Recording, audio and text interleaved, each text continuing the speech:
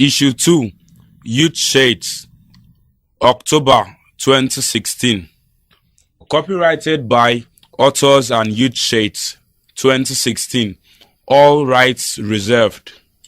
All contents have been published with permission of the authors. No part of this publication may be reproduced in any form without the written consent of Youth Shades and the authors. Photos with no attribution are free licensed.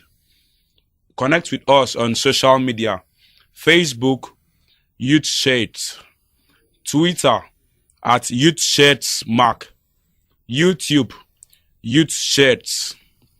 Team: Chief Editor Yakekponobasi Adams; Poetry Editor Akintimoye Samuel Omoniyi; Fiction Editor Kate Job Woba; Non-Fiction Editor Erican Morris; Graphic Designer / Video Editor Samuel Odiahi; Columnist Hannah; Audio Presenter Emediong Akpan. Table of Contents: Editorial. Poetry: Claudia Piscino, Italy, at the Biro. Akinlabi Ololade, Nigeria, awaiting the change. Brian Crandall, USA, Let the Children Come. Rosie Roses, South Africa, Who Am I? Zimba Isaac, Zambia, There is No Other Earth. Karen King, UK, Freedom. The Thinker, Nigeria, What It Means to Be in Love. Itian Tsai, China, Psalms in Soldier's Arm. Patrick Amaefule, Nigeria, By the Act of Man. Monsif Berol, Morocco, Who Are You? Stories: Rose Akpabio, Nigeria, Golden Veil, Part 2. Mercy Solomon, Nigeria, The Unborn, Part 2.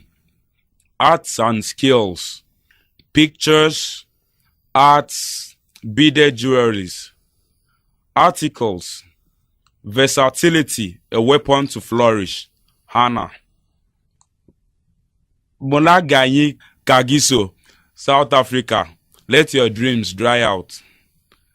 Dasharat Naik, India, What a Shame. Call for submission. Editorial: No Savior on the Cliff. Many years ago, Amane Planet was an "oh God, I want to be there" place. It was where all the goody-goody occurred. Any creature born of a woman or a god screamed "Eureka" upon arrival at Amane Planet. Boldly inscribed on the walls of the gate were the words, "Woe betide Amane Planet if evil is ever plotted here." It was believed that a powerful deity breathed those inscribed words with a blessing fire from its nostril. Due to this belief, people were afraid to act in ways which did not conform to the decree. As a result, everyone lived happily there and then. Decades later, there arrived beings from another planet led by Duga, an ultimate sadist. Duga found the floods of happiness in Amane Planet far beyond the norm. For him, that was. He could not stand the streams of bliss which flowed in the veins of Armenians. On a chilly evening, when Duga went for his usual rounds of walks, he stood before the great gate where the ordinance was showcased in bold fire. "Ha!" he exclaimed, "the sons and daughters of Amane Planet live on such ignoble command? I have lived here for years, and I might die if I watch this insanity continue for a moment longer than now." Enraged, he spat and walked away. Duga hid his evil with his cloak of darkness. Not only did he rape virgins, but he kidnapped children and disunited families. No height of atrocities did Amane Planet not witness by the hands of Duga. In the face of all this, the supposed powerful deity did nothing. Armenians cried for help, but no one came to their rescue. Duga reigned and triumphed with nothing other than his shenanigans. Look around you. What is happening in the world today? Amane planet is our planet. Duga is a representative of the powers that be, who believe they can do with us as they please. Armenians are us, and the supposed powerful deity, well, you know who. This is not an era where you hang your hopes on other people, thinking they will always come to your aid. At Youth Sheds, we do it for ourselves. At Youth Sheds, we fight the good fight. At Youth Sheds, we do not fold our hands and wait for manna to fall from above. As a reader of Youth Sheds, you should be no different. This is who we are. Youth Sheds, writing writings. Poetry. Claudia Piscino, Italy, at the Biro. Ode to you, Eaton Biro. Ode to you, voice of the timid and mizzen of love. Ode to you, forerunner of cartridges and toner. Ode to you that puts away from the window the nib and the inkwell. Ode to your colored transparencies, metallic moods. Ode to you, courtesies of lost souls. Ode to you that bleeds gall as if a betrayed woman writes for you. I will praise you forever, O flowing ink, because obstinately you shy away the ticking of the keyboard. Artist Odeyi Nnameki, Ghana. Akinlabi Ololade, Nigeria, awaiting the change. We keep digging from nothing, awaiting the arrival of something. This is just the beginning of the end. Pains embraces our bones and spirit. Her hands dictated our fates via votes. We mimed to the tune of change amidst starvation, hoping tomorrow will be better. Hey! From their end, they could only water our pains as it grows faster. Do you remember that change? Those folktales that swallowed manifestos. Have you forgotten that change? Camouflages in angelic attires. Our memories are in standstill. Beyond today, tomorrow is blind. Prior today, we can't recall. Change in your script. Forwardness was your mission. Backwardness is what we could see in action.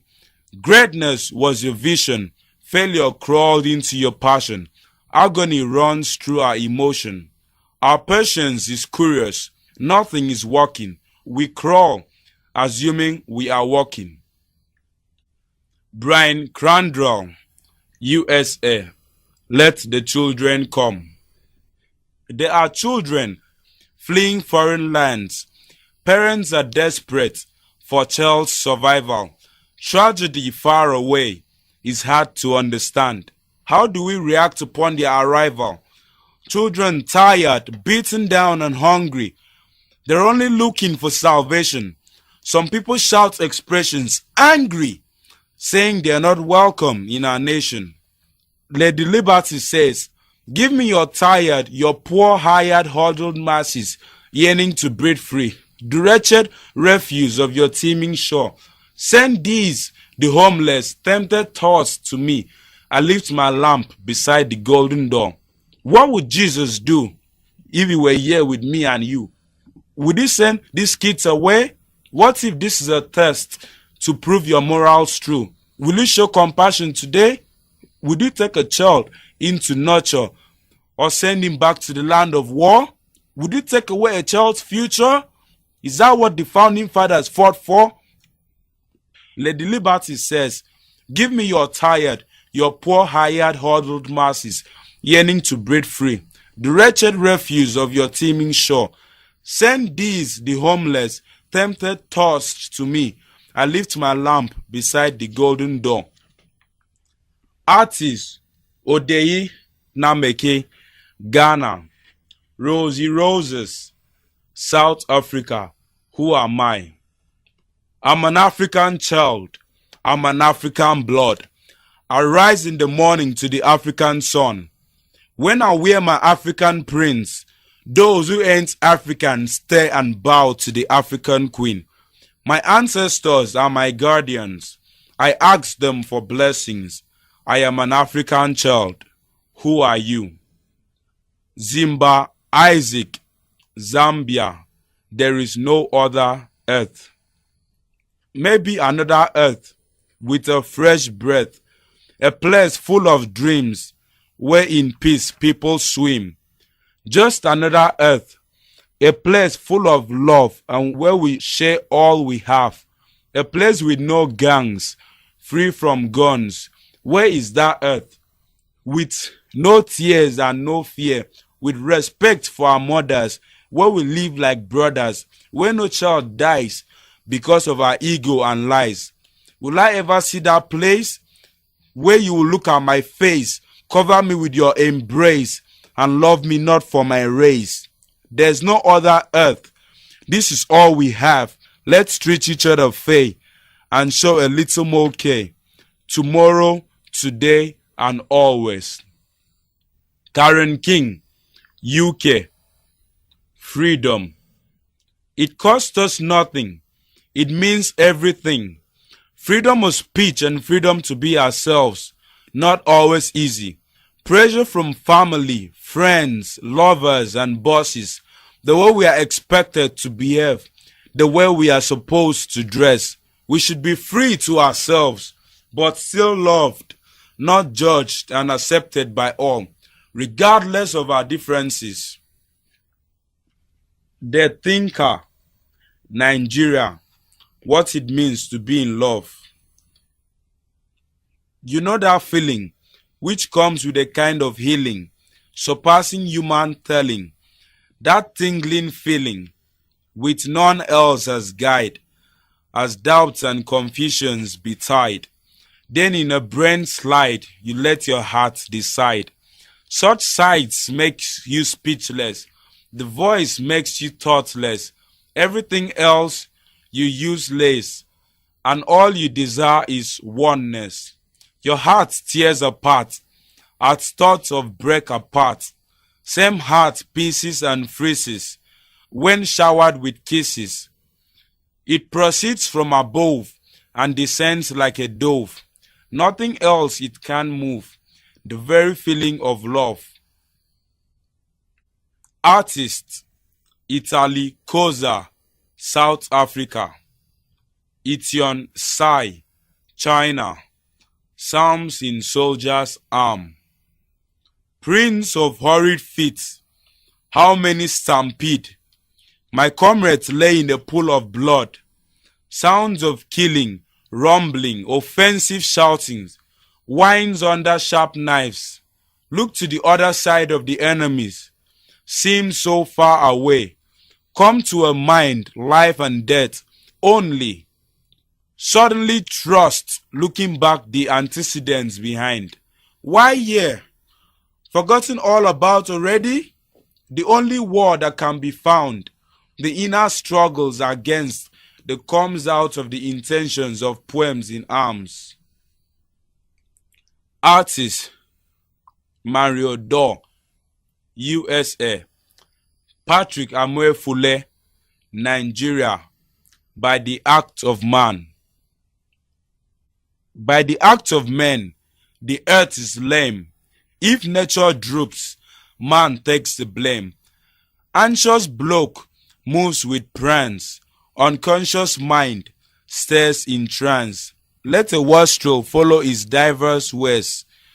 Take 40 wings before the sun drops its rest. Take 40 wings before the sun drops its rest. At dawn, watch him tempt serious trouble. Expect a grand burst of his bubble. When struts along with lust, his delighted scheme bites the dust. Monsif Barrel, Morocco. Who you are. Who you are is who I am. You are me and I am you. We are humans with black or white skin. We are still humans. Like sky full of stars, like the sea full of fishes, we are together human. Though different, still you and I are humans. Both you and I come from Adam and Eve. We are humans, the same humans. You and I, one race.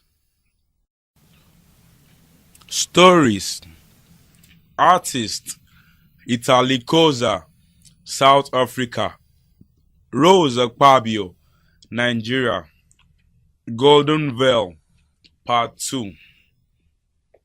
The women chanted songs as they led the young girls out of the hut towards the town square where everyone gathered.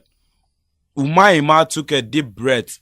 Now she wondered if she was doing the right thing. She spotted her mother in the crowd, smiling at her, a smile of hope. The girls were asked to sit in a circle as the drummers increased their velocity. Hamra, the first girl, plunged herself forward, following the rhythm of the drum. When she stopped, the crowd cheered loudly. The second girl did same, but her performance wasn't as good as the first. While Umi was still assessing the dance skills, she was called to take the dance floor. She walked slowly, ignoring the wild rhythms of the night. As she inhaled the fires and looked into the starry sky, she whispered, "For you, Ruka." She twisted and coiled, danced and jumped. When she finished, the women rushed and lifted her up. She was the best, obviously, and the best suitor was hers to take. She smiled as a young man walked to her and handed her a little bracelet. She hesitated and stared at him. Finally, she accepted his proposal, and the crowd broke into their own dance. As she looked up, she saw Mamatu, who didn't smile, but nodded and walked away to prepare for the rituals. After the bride choosing, the girls were led by a group of 10 women. Umaima spotted her grandmother, who was the leader. According to the Dasra, they would return back to the town after all the girls were purified. They walked for about 1 hour till they reached the entrance of a forest. Mamatu broke the eerie silence. As you all enter this forest, you enter as young girls, but you come out as women. Whatever you see here must be kept between us, because our vow of womanhood is our ability to keep secrets. The group followed her steps as she entered the forest. Luckily, the moon was in sight, so they had to put off the lanterns for later. They settled in an already cleared area. A big mat was laid and all the girls jumped in due to fatigue. The small nearby hut was where the sanctification would take place. The night was quiet and still like dark waters, till a hand tapped her and she awoke with a jolt. One of the women had woken her. "It is time, and your grandmother said you should be first." Umaima wiped her eyes and followed the woman. The hut was small and poorly lit. As she entered, she spotted her grandmother. "Take off your clothes," she ordered. Umaima did as she was told. The other women gently placed her down and spread her legs, wiped in between her legs with a damp cloth. As she turned, she saw Mamatu with a sharp knife and 2 needles. She suddenly became afraid. What was going on? "Mamatu, what will you do with that?" The woman did not answer, but snapped her finger, and immediately a white piece of cloth was tied on her mouth. This was to prevent the other girls from knowing what went on. Mamatu placed the knife over the naked flame and wiped it clean. She bent to inspect her granddaughter, and thankfully she was still a virgin. She gently unfolded what she needed to cut, pinched the pea-sized organ and rose it up. Seeing the old woman spat. This was the part which made women to cheat and yearn for pleasure. She pinched it again and it grew bigger, and she pulled it up and began the dasra. She cut it eagerly at first, but slowed down and focused to cut properly. Some girls usually bled more than others. She had to be careful. Umaima had passed out twice, wishing the pain would go away. She was filled with sorrow. Her legs and feet were bound, and her muffled screams meant nothing as the night had swallowed all forms of sound. She pleaded with her grandmother inaudibly. What crime has she committed? Then she understood why Ruka had abandoned them. The pain was beginning to subside, but it still hurt deeply. She felt her warm blood trickling down her thighs. Bring the needle, Basma. The woman handed her the needle. She inserted the thread and was ready to sew the lips of the organ together when the other woman stopped her. Mamatu, the bleeding has increased. I think we should sew her later. Mamatu agreed and led the weak Umaima in a corner. Bring the next one, she thundered. Dawn slowly crept in. As the women gathered themselves, each woman was assigned to carry a young girl till they reached the entrance of the forest where their husbands awaited them. Most of the girls were too weak to comprehend what went on around them, but Umaima was getting colder. Mama, what happened? Umi is getting pale. What would we do? Aisha asked, looking afraid. She panicked as she couldn't lose another child again. Umi lay on the mat, pale, hardly spoke a word and was still bleeding. Be calm and strong was all Mamatu said and departed to rest after such a long night. She had accomplished so much. The bleeding didn't stop. It increased and soaked the pieces of fabrics that were placed between the young girl's thighs. Blood flowed freely, and she became colder as she cried out her sister's name, whom she had just seen in a non-lucid state. Ruka had crossed the river without her, and as she tried to follow, she fell into the river, and its wetness enveloped her permanently. Umaima, her mother screamed as she shook the little girl. Umi! Umi! The neighbors had heard the shout and came rushing in. When they saw the tragedy before them, they tried to comfort the woman, but she began to yell an abomination. It sounded that way to their ears. How could one say that? It was their heritage, their culture. Women were to be purified before marriage. Maybe the woman was so traumatized because she kept on screaming, Dasra must be killed. Ruka sent her letter months after this incident, but she got no reply. Little did she know that her sister had gone far away and never to return. She heaved a sigh of relief and smiled. She had just gotten a job and soon she would bring Umi to stay with her. However, she was in oblivion. She was alone now, like the tree that stood lonely in autumn, shedding its own leaves. Photographer Henry Victor, Canada. Mercy Solomon, Nigeria. The Unborn, Part 2.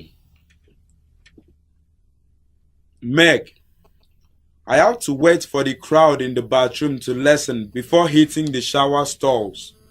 I am scared those overzealous medical students may take note of the changes in my body. As I was having my bath, I replayed last night's conversation with Toby in my head for the umpteenth time. I held back sobs. My life was perfect. It was lonely a little, but I wasn't complaining.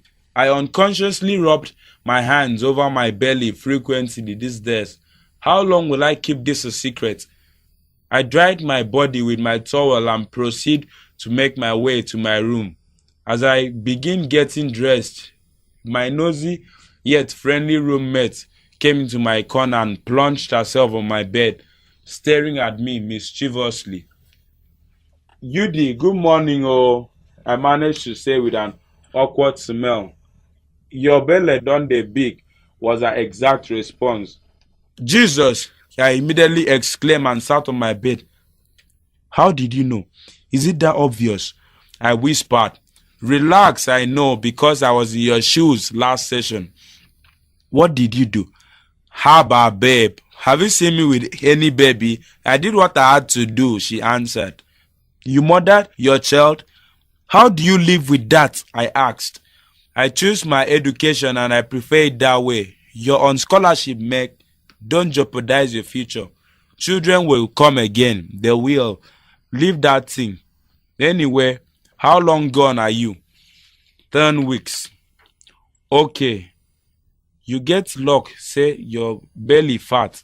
See, there's this doctor friend that helped me with mine. He'll help you too. Just sleep on. Yudi, come and give me your boiler, Biko. Another roommate of mine interrupted. Just sleep on the matter, yeah? Let me know in the morning, she concluded. Sleep, she said. How was one to sleep at a time like this? I wish I had a sister I could confide in at this time. Humorous how Toby has not tried to reach out to me ever since the day of our first fight. I dialed his number absent-mindedly for the 4th time today, and as always, he still didn't pick up. I choose my education were the exact words Yudi said. No, I can't do that. How would I live with the guilt? Moreover, this life in me, I love with all my heart and willpower. I've seen ladies complete their education despite pregnancy.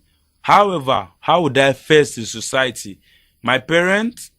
Toby would probably not even look at me twice. I have watched young single ladies who got pregnant get stigmatized and taunted by lecturers and fellow colleagues too, and it wasn't a pretty sight. On the other hand, there was my school and scholarship, for goodness sake. God, what do? I love education. I don't want to suffer a setback because of this. I checked my time. It was 4:19 a.m. I need to get an hour of rest at least. I pulled the blanket over my body and shut my eyes. My mind was made up. Tiny fingers are beginning to take form on my hands. Funny how small they are. It won't be long. These little hands will gather flowers for my daddy, Meg. I am in the doctor's office looking pale and distorted. I am having second thoughts about this. On impulse, I pick up my phone and call my mom. Meg, she sounds vibrant and pleased. Good morning, ma. How are you doing now? She inquires. So it is now you have remembered me, Abby, after all these years. I laugh a little. I'm fine, ma. I can't help the tears that have made their way to my chin. We'll talk later. I have a lecture. I just wanted to hear your voice. No problem, my love. Take care of yourself. Make sure you eat well, oh. Okay, ma. I giggle. My mom has always been particular about my eating habits. I hang up just as the doctor comes in with Yudi. Yudi says she'll be with me throughout the entire process. I nod my head in appreciation. I say a silent prayer because right now it seems the only meaningful thing to do. I tell God to please forgive me as this will happen only once. I tell him I'm only doing this because I'm out of choices. I tell him not to let this one mistake ruin my chances of having babies in the near future. Then I take a deep breath and wait for the doctor to begin. Something is happening. I feel strange. It seems like I'm being pulled by an unknown force. No, wait. I don't want to leave this place. This place has come to be my home. Mother, do something, please.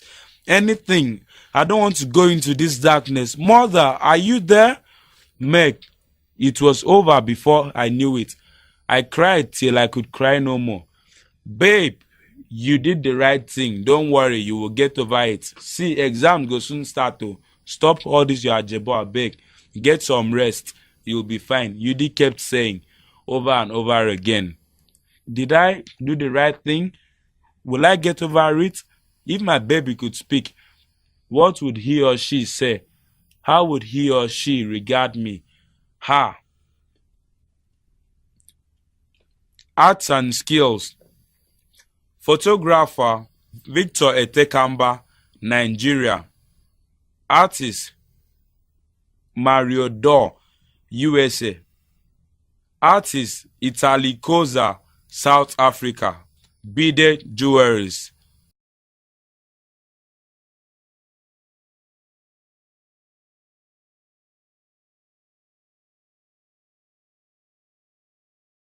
Photographer Henry Victor, Canada.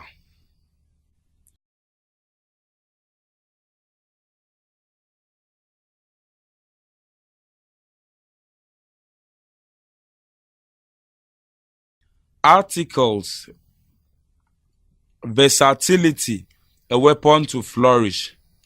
www.inspirationwithhannah.com. In my third year in the university studying a degree in international relations, one of my childhood friends was on holiday after her third year at the College of Medicine. She had to spend a few months at home before proceeding to start her clinicals. I asked her what she was doing in the meantime because I could recollect that my brother helped out in the hospital the previous year when he was on a long vacation. "I am learning to sew," she replied. She mentioned the name of the tailor she was training with, and I thought to myself, learning to sew? Why on earth would an aspiring doctor be doing that? But what do I know? I attended a boarding school for my secondary education, and I learned how to make hair. I didn't go down the professional route to give myself a solid footing. I kept on learning the job, YouTube, and online generally. If I were to turn back the hands of time, I would have done that differently. Still, what do I know? My first trip to the United Kingdom gave me the opportunity to use my talent of making hair and earn a bit of money. I was so overwhelmed with the demand. I remember the week I was traveling back home. My parents advised I spend that week enjoying myself, but the demand was so much that I couldn't even have fun. The night before I left, I had to make a client's hair. I even received calls from other customers who wanted me to make their hair, but I had to politely decline because the style they wanted was quite complicated and I didn't think I could do a good enough job for them. There were some people who called me, but I had to decline because the type of style they wanted to do was too complicated. I was not good enough to do them.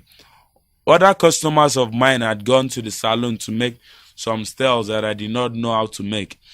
On my few holiday trips, I had more customers, had hairstyles I couldn't make, yet I didn't bother to train to become a professional hairdresser. To me, it was all about my degree. Hey, what do I know? I went back to the UK once again, this time for my master's degree. While studying, I was making hair for clients by the side and it was good money. I resolved to learn from YouTube and I was doing pretty well. After my master's, I got a job but was still making hair part-time. Years later, I had to move to a French-speaking country with my husband. This meant that I could not work unless I got a job with the international organization or English-speaking organization. I went back to advertising myself as a hairdresser.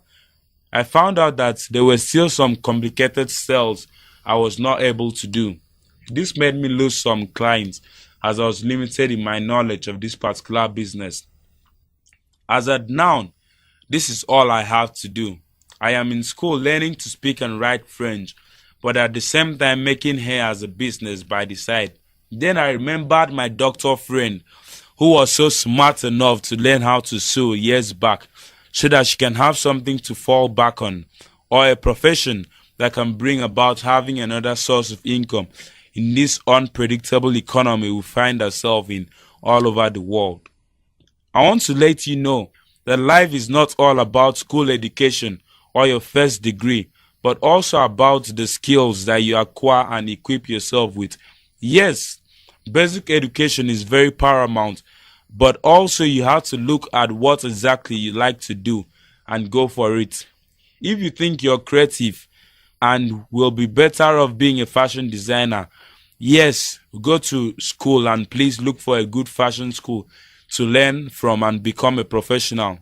Do not forfeit your passion for education, but educate yourself and also pursue your passion. As a matter of fact, I met with a young man who is an IT engineer in the UK. He loves painting and did train for a while to become excellent at it.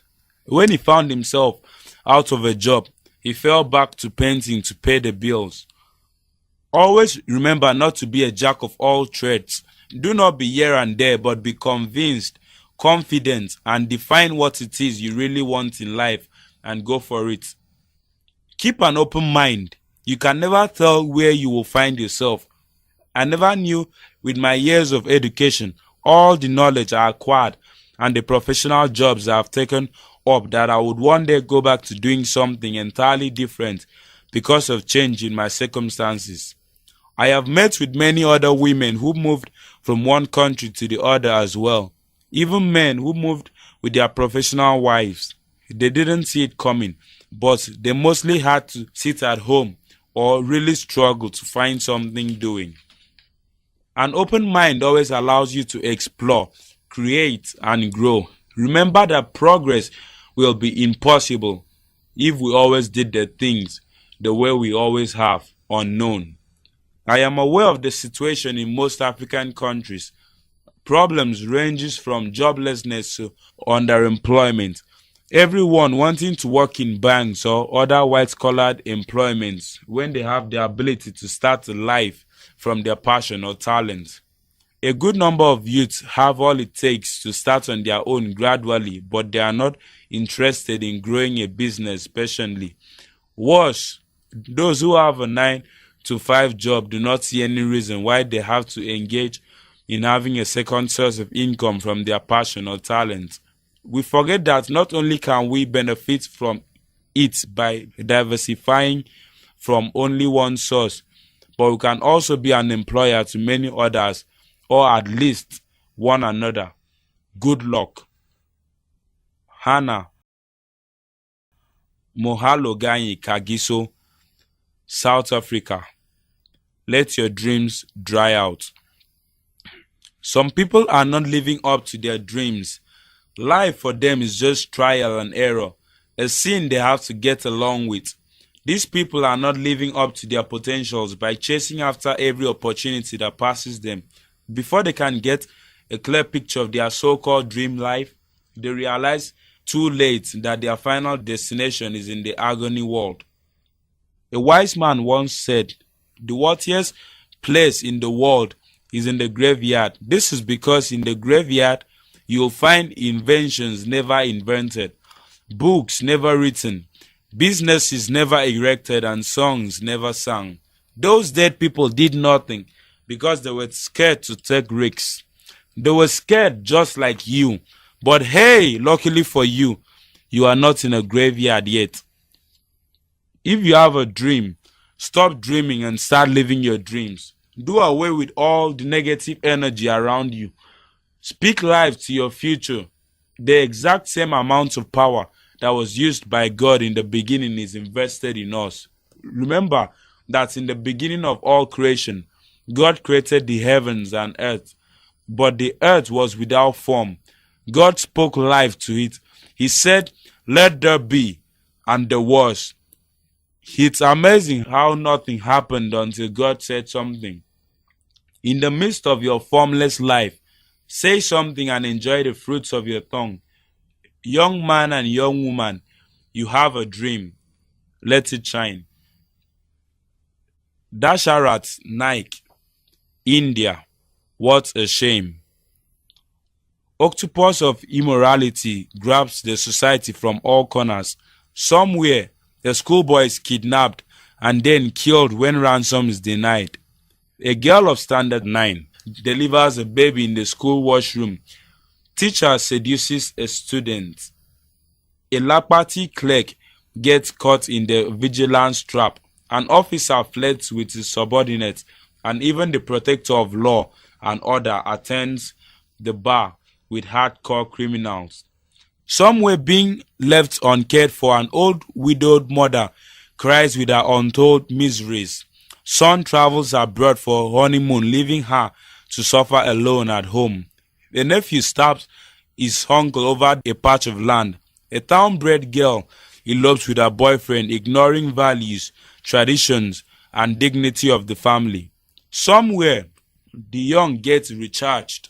Love and lust make them blind to indulge themselves in unfair activities. They can't see the consequences beforehand. Wander in pairs like free birds. Too much craze make them sleep together away from home. The boy makes her pregnant and then blackmails her with their nude photos the next day. Somewhere, the profit makers hoard essential commodities. Their prices rocket high into the sky. The poor and average consumers have no option but to sleep on empty stomachs.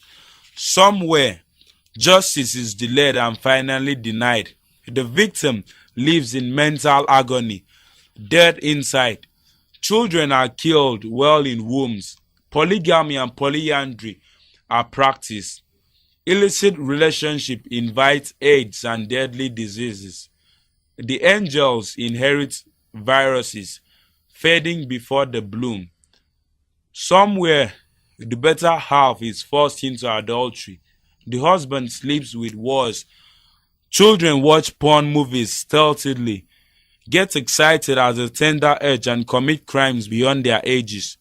Somewhere, the sadhus, the self-styled gods, assume authority over the superpower and exploit the trust, and then faith disappears.